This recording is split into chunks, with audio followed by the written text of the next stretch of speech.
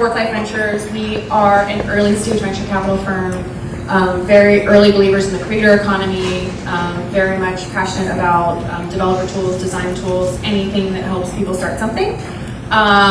Really excited to have this group here today. We have a good mix of AI researchers, founders, creative founders, product designers, so please make sure to say hello to people around you. Very grateful that you guys are spending Friday night here. Nick's, Juneteenth, so many things going on in the city, and the fact that you're here just means the world to us, so thank you so much for being here. I'm excited to be joined by Michele, Catasta, President and Head of AI at Replit. We're both in town from San Francisco. We spent the last few days at VibeCon, which is Replit's first real push into culture plus code. So a really great mix of conversations, workshops, dialogues with both technologists and fine artists. So I left the event feeling very inspired. There were a lot of different installations and artists that really have a strong opinion on where the world is going. This is the first event that I've been to that's tech related, where it was also a really honest conversation around the pros and cons of AI as well. And so a part of our goal today is to really talk about what's possible today with AI, what are some constraints and some things that we're seeing in the industry, but also want to keep this very upbeat and fun, so we want to make sure that there's time for questions at the end as well. But Michele, thanks so much for joining. Of course, thanks for inviting me. Thanks for the Contra guys as well. Yeah, thank you so much for Contra. It's been really great to collaborate with them and for them to offer this space as well, so thanks so much for joining. I want to kick things off. So you were very early to the vibe coding movement. It's also worth sharing that Replit got started long before vibe coding was even a topic of conversation or something that people were talking about. So I'd love to learn a little bit more about your background and what it was like when you joined Replit. Yeah, so Replit is a 10 years overnight success, basically. The company started in 2016, and for many, many years it was just grind over grind over grind. And the focus was mostly education, and we were selling the product to schools. The company mission hasn't changed. It has always been empowering the next billion software creators. There was a key component in the tech stack that was missing back in the days, which is the idea that you have to write code is actually the barrier of entry to software creation. No matter how much you try to make easy the process of writing code, the fact that you need to learn how to do it is actually what people didn't care about. Most of the business creators, most of the startup founders that don't come from a technical background, they were still hitting a wall because of that. So my personal mission as a researcher, I literally started 10 years ago to work on AI, apply to anything related to software engineering, and I dreamed of a day where it would have been possible for everyone to create software rather than just to be a few tens of millions of developers we have in the world. It took 8 years in the journey to go from being passionate about it to see that the first glance be working. And that was September 2024 when we launched the first version of Replit Agent. And this was literally 6 months before the vibe coding term was coined by Drake Arpadi. I think it was like at the end of February. So we were very, very early in the game. And the reason why that happened is because Replit has been building the infrastructure to do coding agents for years, waiting for AI to be powerful enough in order to create that type of product. And since then things have been really fun, a lot of growth. A lot of pain that comes with growth as well. I think we should talk about it today because growth is not always, just not bitter and fun. Yeah, for sure. It's been interesting to see Replit's journey from being a success story in Silicon Valley to now being a platform that's used by over 60 million people. That's true. The majority of them being non-technical. I think we both share the vision that in the future anyone should be a founder. So I started Worklife in 2019. The vision was to really build and back companies that enable this world where anyone can be a founder, whether that's the founder of a podcast, a food truck, a technology company, whatever that may be. We just truly believe that your work life is going to be better when you're self-employed and when you're doing something that you love and you're getting paid fairly to do that. I guess one of the questions that I have from a Replit perspective is, once you get to that amount of scale where you have over 60 million users, what are some of the philosophies that you have internally? How do you think about keeping the product intuitive? What are some of the conversations that you have to ensure that non-technical people are able to go on Replit? I would say 6 months before doing the initial launch, I was talking about the company was really small. We were barely 60 people, and we were left almost exclusively with technical folks. So it was like a shell company, just a few executives. Likely one of the co-founder is actually our head of design as well. So at least she was sort of spearheading all the design efforts. But the vast majority of us were AI folks and software engineers and so forth. So one of the initial principles that I tried to remind everyone was, hey, we're not building this for us. Just don't be excited about what we're building because you're going to be using that on a daily basis. Actually, be excited that we're creating something that will be used by folks that never wrote a single line of code in their lives, and they're going to have their first haha moment, when the software runs for the very first time. So from there, of course, we started to grow more. I would say the OGs of the company has internalized this principle that we're not building exclusively for ourselves. The more designers we hire, the few PMs that we have also, they keep reminding us on a daily basis that that's the most important principle for us to follow. So the ICP is knowledge workers, everyone who's not technical. What I say is also working pretty well. There is always this constant tension between design and product versus engineering, and at the beginning, personally, even myself, I struggled, because I mostly worked on the technical side of my entire career and had this fixation of moving fast and shipping as soon as you can, because that's also what the AI space is forcing us to do today. Things are just moving too fast, and if you wait a second, you're kind of becoming a deprecated product, in a few days.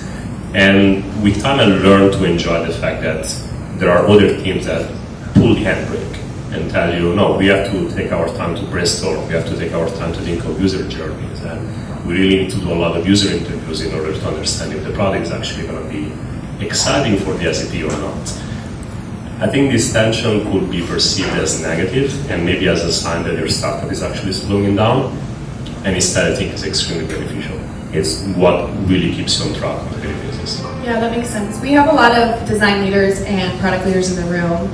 With that amount of scale and all different types of users, how do you think about segmentation internally, if you do it all? My segmentation is no segmentation. And what I mean by that, we have a core product and we try to make it useful for everyone, ranging from a person who doesn't even know what byte coding is, and we feel almost more a duty to explain to them what this technology can do, all the way to the super advanced enterprise customer who has been byte coding for the last year and a half, and they have absolutely no qualms about how much money they're spending, and they want the latest and greatest features that we can offer. And the reason why I follow this principle is because I want you as a user to grow on our platform for as long as possible. And I think where we are today at Replit is a place where you don't have to graduate and go anywhere else. If you asked me the same question a year ago, I would have told you, yes, it's one core product. I wish we had maybe other product offerings so that the more advanced you become, the more you can still do with us. Now what we do is we sort of live in between the AI developer tools, the Cloud Code and Cursor of the world, and the other extreme of purely prototyping website creation, such as Love, BitZero, Webflow, and so forth. And we are right smack in the middle, which is a great opportunity because I think we're creating something very unique. And at the same time, I think it's also a daily challenge on how do you actually build it and how do you make sure that it's still usable for technical folks. Yeah, for sure. It's been interesting to see, as an early stage VC, I'm meeting companies all the time that are presenting themselves as being AI native or AI first. I think there's also a lot of teams that are really trying to figure out to what extent can you build agents to do certain jobs. I'd love to understand a little bit more about how Replit is using agents internally and what are some of the jobs that they're currently doing. I would love to believe we are AI native at this point as a company, even though we start way before that. Every single person is very AI built internally. The way in which we've been using it, fundamentally I've been asking everyone to dog food the product as much as possible, which is something that when I was asking, say, a year ago, came with certain level of pain because it wasn't powerful enough for everyone. At this point, every single team at Replit has built internal tools on our product. And even myself, when I open my laptop and I see my tabs on Chrome, more than half of them are Replit tools. that we use internally all the time. It's not just because dog fooding is actually a good practice and it forces you to build a better product, but as the company has been growing, we realized that a lot of times rather than going out, negotiating with a vendor, buying something that doesn't really fit what you want to build as a company, it has become much easier to actually build it yourself from the ground up. And this is happening across every single team. So yes, I would say designer and PMs, their job has been practically revolutionized in the last year and a half. But I also see it across every other team, like HR, marketing, sales, you name it, they're using a lot of tools. Yeah, it's really funny. I'll say a lot of times to either my investors or founders that I work with, the majority of our business runs on Replit. And I think they're oftentimes very surprised because, as a VC firm, a lot of the work that we do has historically been outsourced, whether that's a fractional CFO or whether that's a fund admin, whatever sort of services that need to be done. By bringing everything onto Replit, we save a lot of money. So I do think it's a nice way to bring a lot of our dashboards and presentation building and any sort of job that maybe a freelancer, a creator, or someone has previously outsourced to someone else, you can kind of bring internally and own end to end, which I really enjoy. Do you have any other examples of maybe some companies that are currently running their entire business on Replit? I know of Saster. Jason Lankin runs a very popular conference, especially for SaaS vendors, and it's funny because he has basically rebuilt his entire stack for his company on Replit. And we were part of their event, I think, a few weeks ago back in California. And the entire event is run by Replit, being it tools and also being agents that it built on Replit, for any purpose they had in mind, which is like marketing and dealing with all the registrations and so forth. And he went on stage during his keynote and he claimed, I would have never run this event at this scale if I wasn't able to build all the tools and agents I needed, in a short span of time. Yeah, for sure. I'm actually reminded of the conversation that Spike Jones and Amjad, the CEO of Replit, had at VibeCon. It's interesting to see how creatives specifically are thinking about AI as a tool. I think in Silicon Valley, in a lot of tech circles, there's this sort of grand vision that agents are going to do all of the jobs and do all of the work. It's really interesting to hear Spike's perspective where, AI is a tool that can help you do certain jobs, but it doesn't replace creativity. I think Saster is a great example. Jason's able to run an entire multi-day conference. He's able to have this sort of business development machine that's been built that can manage all of the vendor contracts and negotiations and sort of all of these back office things that creatives historically hate doing. It is nice to have that as an option. I've seen this with friends that are artists as well that are able to scale their business without hiring someone who has an MBA. They don't need a business manager. They are very much sort of self-made, self-taught creators who are scaling their business. So I do think it's interesting to see where agents are today. People are seeing a lot of productivity gains and maybe some cost savings because they're not working with as many contractors. But from a Replit perspective, where do you see this going in the future? How far can we take this sort of agent-led workforce, or how much can we empower a solo founder? I think we're going to take it really far because, even if I think of the company today, we are barely 300 people, and every time I share this figure with an investor, they're shocked because they see the size of the business we created, the user base, and how much complexity there is in the product, and they can barely believe it. And I can understand them because then I realize, okay, there is so much that we've been building ourselves, is automated by agents, and that's cuts across every single function. And we barely just started, I would say. Even the capabilities of models that reach the level where we can automate a lot of this work happened 6 months ago. And there is no sign that they're slowing down whatsoever. And at the same time, the right type of products are being built on top of them in order to harness all their power. So I don't think there is a more exciting time to be working in a small company because you're not going to get all that, say, organizational depth of building it in the old school ways, and you can get it done right from day one.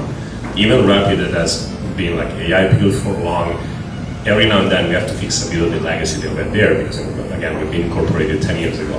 But if I was starting something from scratch right now, I will, the mantra that I follow for hiring, across every single team, is that at the hiring managers, you always have to feel that your team is stretched thin.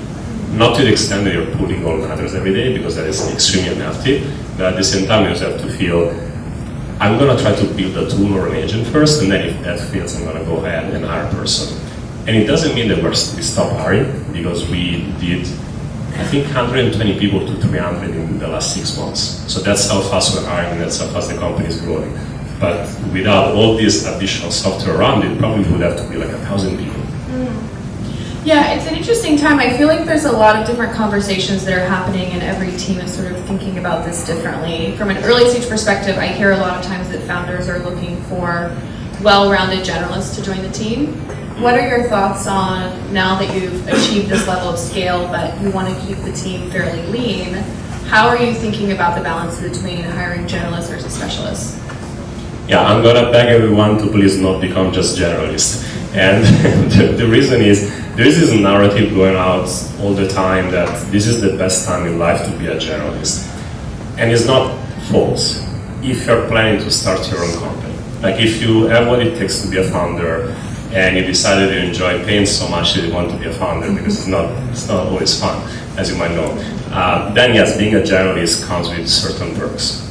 You're a person that already can wear many hats, and now each one of those hats is much better than before, because it's empowered by AI.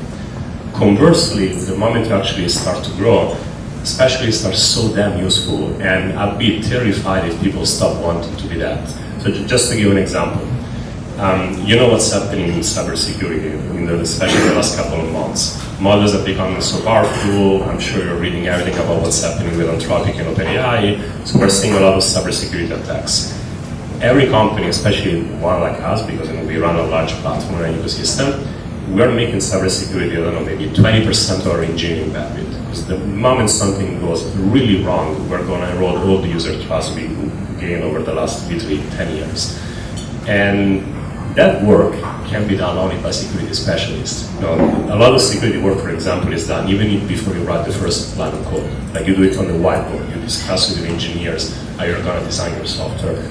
So the very idea that now everyone should become a generalist is not a good advice, because companies are going to be growing, they're going to be becoming bigger. And yes, every specialist will be better because of AI, but they still need to understand their domain very much in that.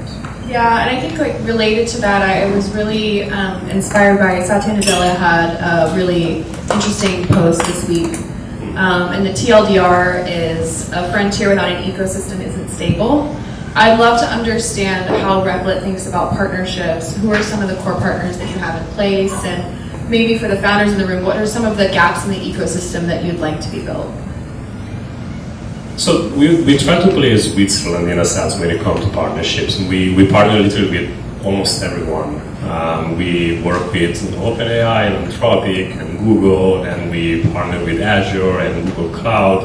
And the reason is the bigger the product becomes, the more we need to get close to what the customer wants. So sometimes their apps need to run on Azure, and sometimes they want to use a certain model. So we need to provide optionality. At the same time, I think what Satya was correctly pointing out is that the entire industry is rushing towards getting better models. And I agree, I don't think we should slow down or stop it completely. It doesn't make sense for us to keep making progress.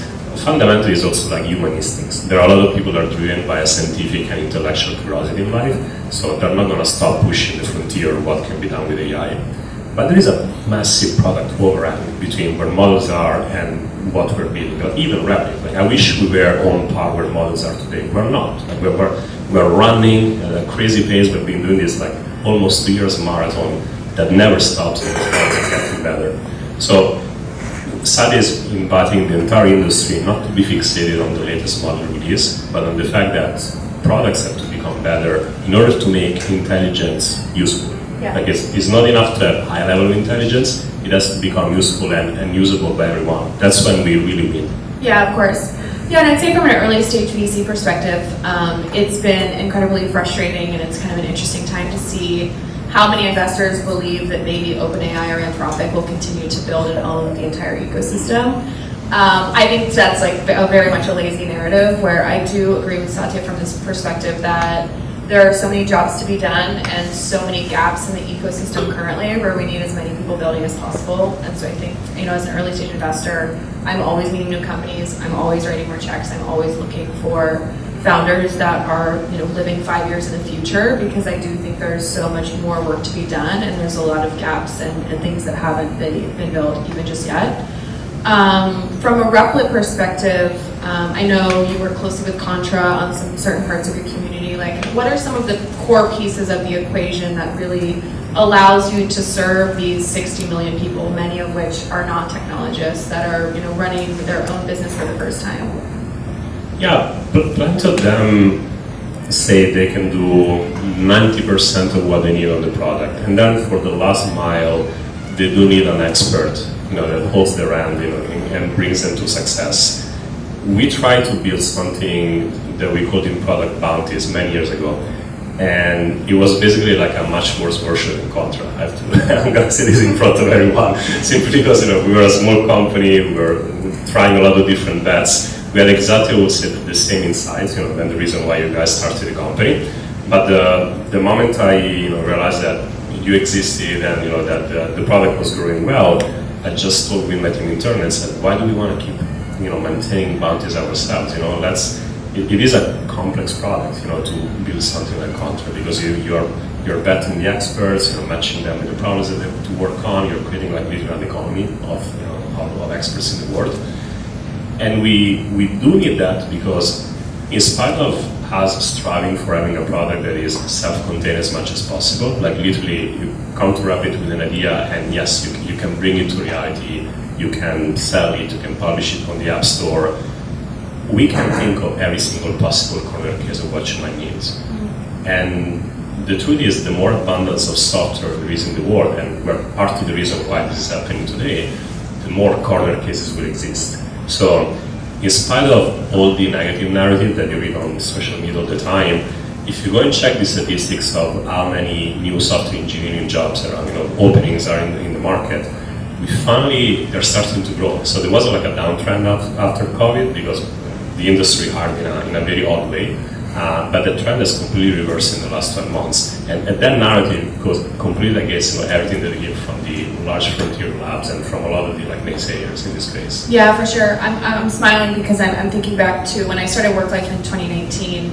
I would oftentimes be having lunch at Airbnb, Uber, Dropbox, places that had great internal tooling, because I do agree with you. I think there's a moment in time where if something is working internally, a lot of times you'll see people maybe spin out and turn that into a full-blown product. Like, I think a lot of the internal tools that are currently being built, they are costly to maintain, and as companies want to have smaller engineering teams, I do think we're going to see a lot of these internal tools spin out and become full-blown startups, which is super exciting to see. I think this ecosystem is very early and just starting to emerge. We've seen some folks leave Replit to start companies, but it's still very early from that perspective. I also think it's still very early. We have yet to see too many people leave OpenAI and Anthropic, so I think we're going to continue to see this sort of early, thriving, early stage ecosystem as people build something really interesting in-house, and they realize that they can leave and productize it and raise money and turn that into a full-blown business. Question for you. So I know that we've talked about how you think about distribution, closing the loop. There's been some controversial data that's come out recently about the number of apps that are being released on the App Store. So there's a lot of people building on evenings and weekends. I think if you look at the whole vibe coding space, one of the questions is, a lot of people are building, but is this more so building from the perspective of it being a hobby, or it being just sort of this new form of entertainment? How do you think about setting founders up for success and sort of empowering the future of their business versus just enabling someone to build and then release something on the App Store? Yeah, I remember the one you're talking about. I think there's a plot that shows number of apps published maybe per month on the App Store has almost doubled. Significant usage of apps is actually dropping. Number of reviews written by users is also dropping. And I think the commentary has been correctly so that it's not enough to just create software in order to have successful software. Like the fact that you can build a product doesn't mean that it's going to be successful, which is fairly clear for someone who's been a founder like in the pre-AI era, because you know that it requires a lot of steps and building it is only part of the process. But perhaps also, partially to our fault. The fact that we made it so easy, then it let people correlate the fact that if they can publish an app on the App Store, why now not printing money with that? And the truth is that they don't grasp the fact that they need to work on marketing and distribution, and they're all factors that make it successful. So what we're starting to think ourselves as a company is, how do we support users across the entire journey? And I think we only saw step one. And the additional steps are, how are we going to help them to build agents that help them with marketing? And I see there are some startups that are working on that today. How do we help them with the life cycle? How do we help them with support, et cetera, et cetera? So the next big milestone for us would be the same revolution we brought a couple of years ago, basically invented by coding. We want to bring it to actually allowing everyone to create agents in a very easy way. Because that's technology that is within grasp for very technical companies, but the vast majority of people don't even know where to start from when they want to create their own agent. Yeah, I'm really excited. I love the work that Contra is doing. This year feels like there's been such an interesting inflection point where storytelling is one of the hardest problems to solve in technology. So I think that Replit and all the companies in the vibe coding space, we've sort of solved the technology piece first, which I think is super interesting because the last 10 years we've spent we've basically encouraged an entire generation to learn how to be more technical. We've invested so much in coding boot camps and studying STEM and doing all of these things to enable a more technical future, but it turns out the hardest problem for tech companies to solve today, and the roles that are getting paid very well, and it's a skill that we absolutely need, is more brand, storytelling, design. I think we've entered this world where we definitely need more creative people to work in technology. So it's been great to see the work that Contra is doing, because I do get the sense that when working with early stage companies, the brand piece and also the storytelling piece is a problem yet to be solved. From a Replit perspective, how do you think about, what features would you build to enable that? Are you thinking more just breaking into just end-to-end ad generation and supporting SEO? And how do you think about some of this, like owning the marketing piece of the stack? Yeah, we already released some features regarding making sure that everything in terms of SEO is in place. So that we run a background agent that analyzes everything you're creating in Replit and gives you guidance there. And we have design features that help you to create ads in a very easy way. I'm trying to have a bit more of a radical approach to the problem though, where rather than trying to create a bespoke experience for every single step required during the life cycle of a product, I think it's better to attack it, first principles, allowing everyone to create the bespoke agent that they have in mind. And in a sense, it's like, I don't have the time or the money to hire someone that does something. I'm gonna create the workflow and I'm gonna automate it for whatever I have in mind. So I think it will work maybe for 90% of the cases, and then every now and then users will probably graduate and go to a more full-fledged product.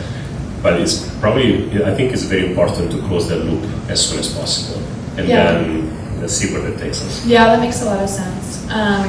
We have a lot of founders in the room, and I know that you spend a lot of time both angel investing and advising companies. I'd love to understand how you think about product market fit in this new era of AI. It does seem like there's quite a few companies that are either raising large rounds right out of the gate, spending maybe a bit more time in pursuit of product market fit. I also think we're sort of at this point where the last, call it 12 to 18 months, there are companies that have signals of product market fit because there's so much appetite to try tools in AI. Yeah. How do you think about true product market fit in the context of companies that are getting started today and they may be seeing some early signs that people are interested, but that doesn't necessarily mean this is going to be an enduring product in the ecosystem?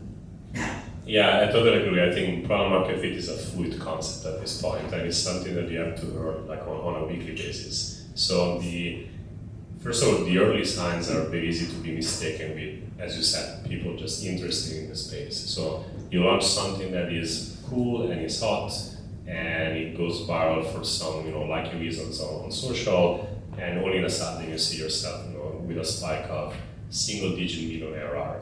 Is that sustainable PMF? Probably not. So I think as an investor, it's going to be really hard to understand when do I bet on those founders. Do they have what it takes not only to have that first home run, but rather to keep having them again and again over time. And this, I think, applies even at growth stage companies, because you can have PMF for a certain span of time, and then the technology and the AI advancement is such that it has become 100 times easier to build a product that a year before took you an insane amount of grind to do. And this is happening for everyone who's creating agents. It is true that part of that complexity gets sucked into the models themselves. And you as a company, you need to basically reinvent what you're doing like on a monthly basis. It takes a certain DNA, not only in the founders, but also in the people that you end up hiring. So like I tell my team all the time, don't get emotionally attached on what you're building, which is very common for engineers. It's kind of your baby. You spend endless hours and nights making it work, and then all of a sudden I show up and I say, okay, we're throwing that away and we're building something new. It's not great as a feeling, but then if it happens again and again, eventually you realize, okay, this is why we're winning, because we know how to ride this wave of PMF rather than expecting that once you get a home run, you're done. Yeah. Something that we disagree on, which I think is a great fun topic of conversation. So there's been some LinkedIn data that was recently shared, and the number of people who call themselves a founder is up 300% since 2022. I am of the opinion I would love to see as many new founders as possible. I think whether that's a side project, a hobby, finding new ways to monetize the things you love doing, I think it's just net positive for the world, and also a really nice career trajectory for an individual. What are your thoughts on, do we have too many founders? Do we think now's a great time to join an existing company? What's your thought on just the number of people who claim to be a founder? It's gonna be tough to answer in a politically correct way. First of all, as a disclaimer, if you want to be a founder, go ahead and do it. Like, I would be a freaking hypocrite if I told you not to do that. This is my fourth startup role in life, and I hit a home run only after many, many times that I tried. So if that's what you have in your blood, don't listen to what I'm about to say, because it means you're doing exactly what you should be doing in life. That being said, I've been more selfish as a person who has to hire a lot of people in a company. There is a lot of insanely good talent out there who gets stuck into this treadmill of building a small prototype one at a time and struggling for several years in a row to get PMF. And I know how it feels. It really drains your emotional energies, because you start to second guess yourself. Maybe I'm a failure, maybe I'm not as good as I always thought. And every now and then I see them joining a company that is on a good trajectory, and that's when they shine. So maybe the disclaimer to everything I said is, it's a great training ground to try to be a founder, even if you fail. Maybe don't get fixated, don't wear failure as a badge of honor for too many times, because then I think it will really hurt you almost psychologically. Find shelter somewhere else, have an amazing ride for 2-3 years in a good company, and then give it another shot. And I think the market is sort of adjusting in that direction now, because we had this peak of incorporated startups, I think in 2023, something like that. Now it's starting to drop. So even investors are sort of forcing the choice by investing more money in fewer companies rather than the other way around. So yeah, I think we're adjusting in the right space. Yeah, for sure. I think it's super interesting too. I know Harvey, Ram, many companies have the philosophy of allocating a certain percentage of their new hires to either acqui-hires or bringing on board ex-founders, and I do think that sort of entrepreneurial DNA is really helpful. I think especially for the hyper-scaling AI companies, where the task today is not just can you get one single product live. The challenge is how quickly can you become a multi-product company and have many different lines of revenue. And so it has been interesting to see to what extent are many of the most talented founders teaming up with maybe more mature companies, knowing that many are very much in hyperscale mode.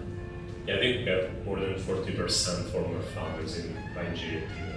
Yeah, that's amazing. We're gonna keep it like that for as long as I can. Well, I don't want to take up too much of your time, but Friday afternoon in New York City, I heard that you're opening up a New York office. Can you tell me a little bit more about Replit's presence in New York? Why are you excited about the city? what's the team going to look like here as well? So we're opening, I think, in September officially a much bigger office. We're going to be in 200 Lafayette. That's so, right? I'm not an expert in the city, I'm sorry. And I would say two reasons. The first one, of course, a lot of Fortune 500 and large companies are here. So when it comes to creating the go-to-market team, it makes sense for them not to fly all the time back and forth. At the same time, there's also a lot of amazing talent here in New York, like you folks here today. So especially for a product like what we're building, becoming more global also in terms of the people that we hire matters a lot. I see the way in which we think about the product at Replit, you really ship as a product, the people that you hire at the company. So when you're mostly engineers and are mostly like technical nerds, it's very hard to think other aspects of it, to design and product marketing and so forth. So it's time for us to start expanding. So we are hiring also here. Awesome, that's great. Yeah, I'm really excited about the energy in the city this week. Great to see this turnout on a Friday afternoon. We also had an additional 300 people on the wait list, so hopefully this is going to be the first of many conversations to come. Really grateful for Contra for hosting as well. I just feel like the energy in New York has been really great. As an early stage investor too, I'm really excited to see the great consumer companies coming out of New York.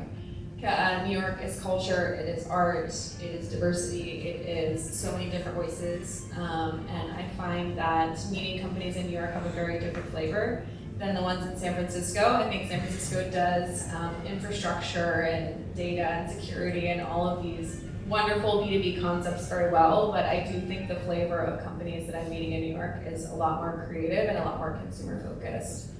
But don't want to take up too much of your time. We're going to bring Christian back up to play some music, so feel free to hang out, eat some food, have some drinks, say hi to people next to you. So thanks again.